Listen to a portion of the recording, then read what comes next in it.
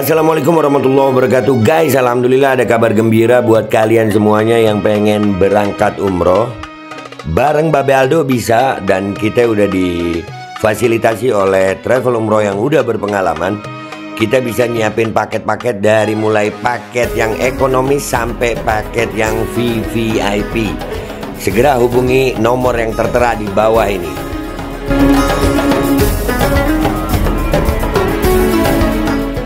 Bismillahirrahmanirrahim. Assalamualaikum warahmatullahi wabarakatuh. Selamat siang. Salam sejahtera bagi kita sekalian.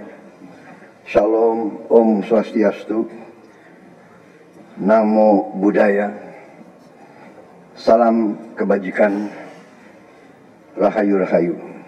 Saudara-saudara sekalian, para anggota Kabinet Merah Putih yang saya hormati dan saya banggakan, Wakil Presiden yang saya hormati, para Menko, Ketua Dewan Ekonomi Nasional, para Ketua Badan, Panglima TNI, Kapolri, Jaksa Agung yang saya hormati, Kepala BIN, saudara-saudara sekalian,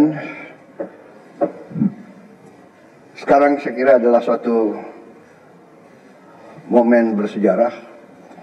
Ini adalah sidang kabinet paripurna pertama yang saya pimpin. Kabinet yang kita sepakati, kita beri nama Kabinet Merah Putih, untuk menjadi suatu simbol persatuan, simbol kebersamaan, simbol kebangsaan. Saya terus-menerus sudah beberapa tahun ini maju ke hadapan rakyat Indonesia, kepada semua pemimpin politik, pemimpin masyarakat, pemimpin agama, pemimpin pengusaha. Saya terus-menerus menekankan pentingnya persatuan. Sumber kunci keberhasilan kebangkitan suatu bangsa dalam sejarah manusia berabad-abad, kuncinya adalah bila elitnya bisa kerjasama, bila elitnya bersatu. Persatuan ini artinya adalah kita bisa sepakati mana adalah kepentingan nasional yang inti, mana adalah kepentingan nasional yang vital bagi kelangsungan hidup bangsa kita. Kita masing-masing punya kepentingan politik masing-masing. Kita masing-masing punya kepentingan kelompok masing-masing. Tapi manakala kita sudah bicara tentang bangsa dan negara, kita harus sepakati kepentingan nasional yang vital. Saya meyakini bahwa kepentingan nasional vital kita tentunya harus kita sepakati adalah kemerdekaan dan keutuhan NKRI, keutuhan Negara Kesatuan Republik Indonesia. Dan untuk menjamin keutuhan dan kelangsungan hidup Negara Kesatuan Republik Indonesia, kita harus dengan handal, dengan cerdik, dengan pandai bisa menjaga dan mengelola kekayaan bangsa kita. Hanya apabila kita bisa menjaga dan mengelola dengan baik semua kekayaan kita, hanya dengan demikian kita bisa memberi pelayanan kepada rakyat kita. Kita bisa memberi kebutuhan hidup rakyat kita. Kita bisa membayar segala keperluan suatu negara modern. Dan di antaranya tentunya adalah menjamin kedaulatan bangsa. Saya ingatkan saudara-saudara sekalian, jangan sampai kita lupa dengan Undang-Undang Dasar kita sendiri, Undang-Undang Dasar 1945, yang jelas dalam pembukaannya tertera tujuan-tujuan nasional kita, di mana tujuan-tujuan nasional kita yang sangat jelas oleh pendiri-pendiri bangsa kita. Tujuan pertamanya adalah melindungi segenap bangsa Indonesia dan seluruh tumpah darah Indonesia. Ini tujuan nasional yang pertama untuk kita survive. Karena itu kita perlu memikirkan apakah kita sudah cocok atau tidak investasi kita kepada pertahanan bangsa Indonesia. Kedua, tentunya memajukan kesejahteraan umum. Saya katakan berkali-kali bahwa negara yang merdeka, rakyatnya harus merasakan kemerdekaan. Janganlah kita bangga menjadi anggota G20 kalau rakyat kita masih banyak yang miskin, masih banyak yang lapar. Mencerdaskan kehidupan bangsa mutlak. Pendidikan bagi kita adalah prioritas yang sangat tinggi. Saya kira ini terlihat komitmen kita kepada pendidikan. Kalau tidak salah, alokasi kita dalam anggaran 2025 untuk pendidikan salah satu tertinggi, Pak. Mungkin selama sejarah kita, Pak. Untuk pertama kali kita sudah 25%, Pak. Bu ya. 20.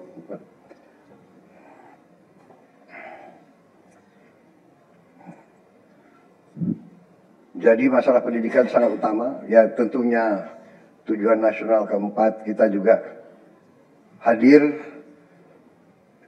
dalam pergolakan ataupun interaksi dunia, di mana kita harus selalu membela kemerdekaan bangsa-bangsa. Dan karena itu, mau tidak mau Indonesia harus kuat. Saudara-saudara sekalian, dalam hal ini semua, ada beberapa penekanan dari saya. Saya paham bahwa kita baru dilantik, saya saja baru 3 hari. Saudara-saudara baru 2 hari dilantik. Dan saudara-saudara, saya persilahkan secepat mungkin, terutama bagi menteri-menteri yang baru, silakan konsolidasi sendiri, mengatur sendiri secepat mungkin administrasi saudara dan tim saudara di kementerian dan badan masing-masing. Penyusunan tim sangat penting. Tim yang baik, tim yang bisa kerjasama akan memudahkan kita mencapai target-target yang kita tentukan. Saudara-saudara, saya sangat mengutamakan kerjasama sebagai tim. Untuk itu, dalam waktu dekat, Saya akan mengajak saudara-saudara ke Magelang, di mana kita akan melaksanakan beberapa hari menambah pembekalan. Kemudian kita akan adakan koordinasi di tempat di Magelang, Jawa Tengah, di kawasan Akademi Militer. Hal itu saya nilai bahwa akan membawa banyak manfaat, karena sesungguhnya lahirnya Republik kita memang proklamasi di Jakarta, tetapi ujian proklamasi berada di daerah-daerah di mana pejuang-pejuang kita melaksanakan perebutan kemerdekaan secara fisik. Dan daerah Magelang merupakan suatu sentra perlawanan kita terhadap penjajah. Mulai ratusan tahun dikenal sebagai daerah perjuangannya Pangeran Diponegoro. Di antara 5 gunung, itu saya kira cukup membawa suatu aura tradisi keberanian, tradisi heroisme, tradisi cinta tanah air. Saudara-saudara sekalian, jumlah anggota kabinet kita sebanyak 48 menteri. Juga ada badan-badan yang sangat strategis. Ini memang lebih banyak dari pemerintah sebelumnya. Jumlah ini saya sadari memang bisa dianggap tergolong besar. Tapi memang bangsa kita bangsa yang besar. Kita tidak dapat pungkiri bahwa kita negara keempat terbesar di dunia dari jumlah penduduk.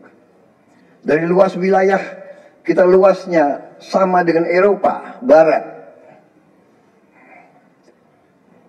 Di mana Eropa itu terdiri dari 27 negara. Kita satu negara. Mengelola Eropa itu membutuhkan 27 menteri keuangan, 27 menteri pertahanan, 27 menteri dalam negeri. Saudara-saudara, kita seluas Eropa. Saudara-saudara sekalian, kita juga memilih sistem politik demokratis. Kalau kita negara otoriter, mungkin kita cukup menjalankan semua dengan jumlah penduduk yang sedikit.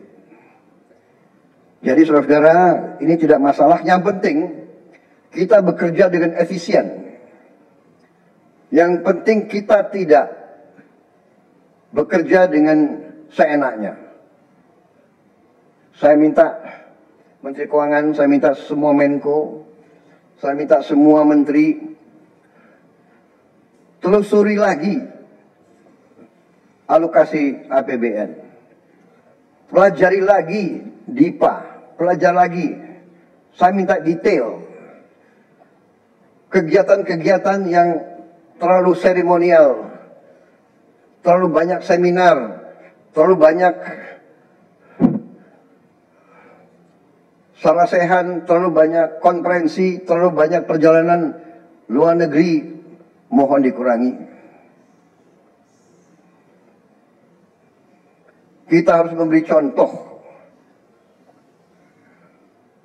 Fokus kita adalah pembangunan ekonomi, kesejahteraan rakyat ke dalam. Jangan mengada-ada.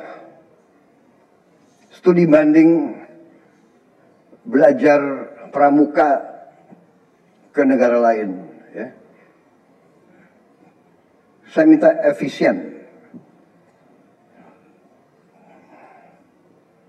Saudara-saudara, kalau saudara perhatikan dalam pemerintahan yang saya bentuk, saya perkuat kepala staf kepresidenan. Saya perkuat itu, saya ada tambah lagi badan pengendalian pembangunan dan investigasi khusus.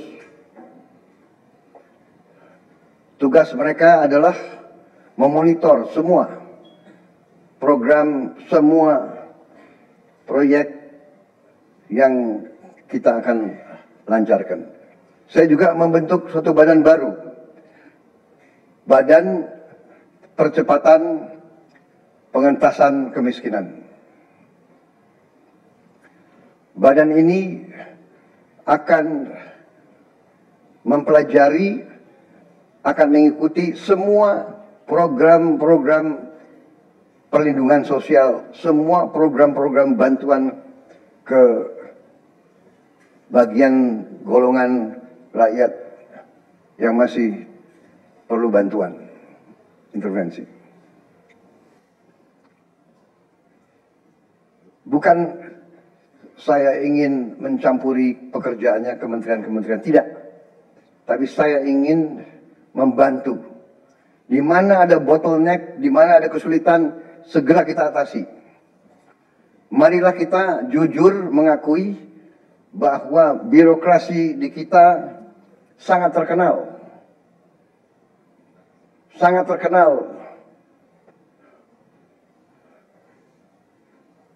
ribetnya, sangat terkenal lambatnya. Bahkan ada pembicaraan oleh rakyat kita bahwa birokrasi pemerintah kita sering mempersulit, bukan mempermudah keperluan rakyat. Bahkan ada yang mengatakan kalau bisa dibikin sulit, kenapa dibikin mudah? Ya, ini saya minta menteri-menteri sekarang, mari kita lebih berani, mari kita lebih tidak ragu-ragu untuk memberi pelayanan yang terbaik kepada rakyat kita. Jangan ragu-ragu kalau saudara tidak puas dengan pejabat-pejabat di bawah Anda, laporkan, segera kita ganti. Begitu banyak orang yang mau mengabdi. Tidak ada orang di sini yang kebal, yang tidak patuh, tidak bekerja keras untuk bangsa dan negara dan rakyat.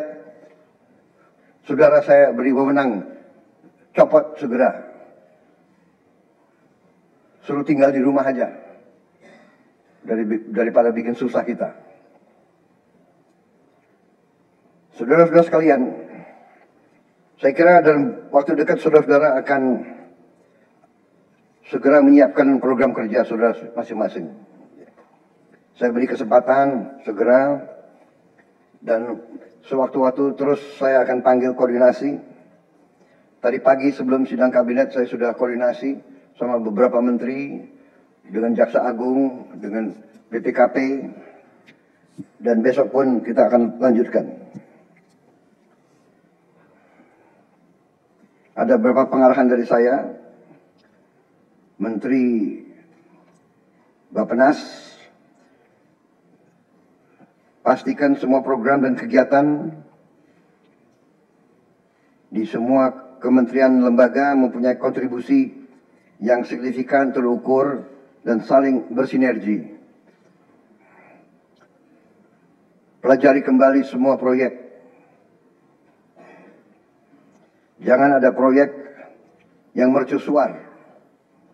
Semua ditujukan kepada yang saya sampaikan pada pidato saya di depan Majelis Permusyawaratan Rakyat pada hari pelantikan saya. Kita harus swasembada pangan. Itu prioritas dasar karena situasi global. Perang besar bisa pecah setiap saat. Kita harus jamin kemampuan kita memberi makan rakyat kita sendiri. Swasembada energi mutlak. Kita bersyukur kita punya sumber alam yang sangat besar, Kita sekarang tidak boleh ragu-ragu memanfaatkannya sebaik-baiknya. Hilirisasi kunci daripada kemakmuran. Karena itu saya minta menteri-menteri terkait, Menteri Investasi, Hilirisasi, Menteri Bappenas, Menteri ESDM, dengan beberapa menteri lain dibantu oleh tentu Menko Perekonomian dan Ketua Dewan Ekonomi Nasional. Saya minta segera inventarisir proyek-proyek penting dalam program hilirisasi kita. 26 komoditas, proyek-proyek yang vital dalam 26 komoditas tersebut yang harus dihilirisasi segera dirumuskan, bikin daftar, dan kita segera untuk mencari dana sehingga kita bisa mulai hilirisasi dalam waktu yang sesingkat-singkatnya. Kemudian program makan bergizi, Kepala Badan Gizi Nasional dan semua KL untuk siapkan segera kita mulai dengan bergerak cepat, tepat sasaran, terukur, tapi jangan takut dengan kesulitan. Saya masih mendengar beberapa tokoh meragukan kemampuan kita untuk laksanakan itu. Saya tidak katakan bahwa ini bisa selesai dalam 1 minggu, 2 minggu, atau 3 bulan. Tidak ada di antara kita yang punya tongkat Nabi Sulaiman. Tapi kita bisa berhitung, kita bisa mengelola, kita bisa alokasi dana, kita bisa kerahkan sumber daya. Dan kita akan mencapai target yang kita tentukan. Saya hakul yakin, saya pertaruhkan kepimpinan saya. Bagi saya, makan bergizi untuk anak-anak dan ibu hamil ini adalah strategik. Yang tidak mendukung hal ini, silakan keluar dari pemerintah yang saya pimpin. Kita satu tim, harus yakin semuanya. Ini bagian daripada rencana kebangkitan bangsa Indonesia. Dan sesudah itu, tentunya yang saya katakan pendidikan sangat mutlak. Saya sudah panggil Menteri Pendidikan Tinggi, Sains dan Teknologi, dan Menteri Pendidikan Dasar Menengah. Kita sudah mempunyai gambaran besar bagaimana kita segera akan menyentuh semua anak-anak kita. Kita akan gunakan teknologi untuk mempercepat membawa pendidikan kepada anak-anak kita. Dan ini sesudah itu tentunya kesehatan juga penting. Demokratisasi yang paling cepat, yang paling dirasakan oleh rakyat adalah pendidikan dan kesehatan. Kalau kita bisa memberi pendidikan yang terbaik untuk anak-anak kita, kesehatan yang memadai untuk seluruh rakyat kita, itu adalah demokrasi yang sebenarnya. Assalamualaikum warahmatullahi wabarakatuh. Guys, alhamdulillah ada kabar gembira buat kalian semuanya yang pengen berangkat umroh. Bareng Babe Aldo bisa, dan kita udah difasilitasi oleh travel umroh yang udah berpengalaman. Kita bisa nyiapin paket-paket dari mulai paket yang ekonomis sampai paket yang VVIP. Segera hubungi nomor yang tertera di bawah ini.